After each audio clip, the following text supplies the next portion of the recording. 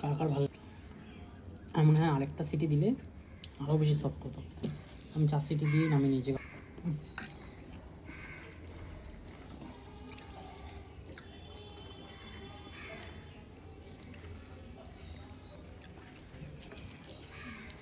না, এর মটন একটু এরকম শক্ত শক্ত মাটন বেশ ভালোই লাগে, একদম তুলতুলে, তুলতুলের থেকে একটু সফট। বেশি এই একটা ব্যাপার, সব মাংসতেই একটু হলেও রেয়াজি থাকে, কিন্তু কচি পাটাতে এই ব্যাপারটা থাকে না।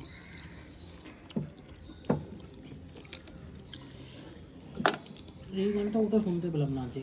হ্যাঁ মেরে বাতন, একদম থলথলে চর্বি,